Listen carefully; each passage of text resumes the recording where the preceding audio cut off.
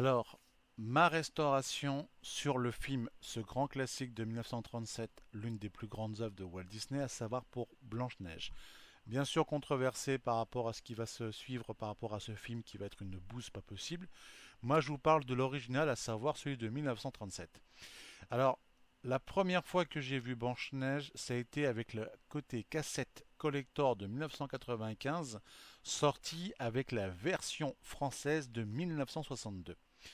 Alors, pourquoi je précise par rapport à ces dates? Parce que quand j'ai fait ma restauration par rapport à mon film, c'est que quand je me suis acheté ça en tant qu'étudiant en la sortie de 2001, je suis tombé sur un redoublage qui a été fait et qui pour moi correspond pas du tout à mon plaisir sur le plan au niveau auditif, parce que quand on est bercé par les voix des personnes qui ont interprété au niveau du doublage un film en question, on veut quand même conserver cette image d'enfance, d'avoir le son qui correspond.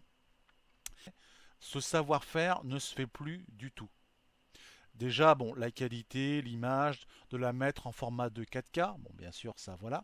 Mais surtout, je veux quand même prouver ce que j'avance par rapport au niveau de mon audio, à savoir sur la qualité du son que beaucoup de personnes espèrent justement pouvoir avoir dans leur vie pour les puristes. Parce que visiblement, Disney nous dit que dans quelques temps, il n'y aura plus les supports physiques, tout ça. Bon, écoutez, chacun son truc. Moi, je suis un puriste qui adore à la fois la conservation physique et aussi la sauvegarde numérique, mais surtout de qualité. Et par rapport à Disney, parce qu'il faut quand même le faire écouter, je vous mets une micro-séquence par rapport donc avec la rencontre de Blanche-Neige avec les nains, pour que vous écoutez bien les trois versions françaises. Oh oui. Et toi, tu es dormeur? Comment le sais-tu? Alors, on remarquera que la voix de Blanche-Neige est quand même un petit peu plus claire. Atchoum! C'est 1938. Maintenant, je remets ma version d'enfance, donc de 62. Avançons un petit peu. Eh ben oui, oui, c'est très très juste. Et toi, tu es timide. Oh, oui.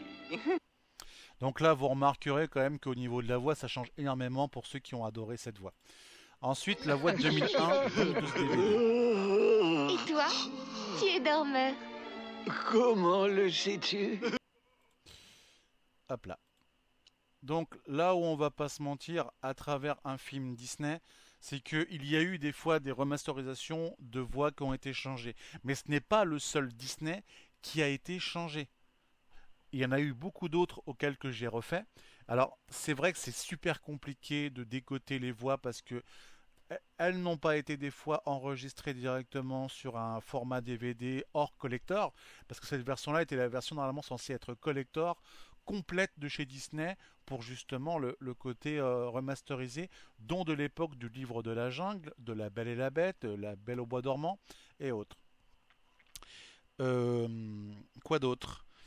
Il y aurait donc un autre que je voudrais essayer aussi de vous montrer aussi parce que c'est un grand classique que j'ai adoré, qui est donc la version aussi de L'Apprenti sorcière, qui a eu deux versions, la version cinématographique et la version de télévision, que beaucoup ne connaissent pas, donc ce serait une prochaine vidéo que je ferai ultérieurement. Mais voilà ce que je voulais vous montrer par rapport au niveau de Blanche-Neige.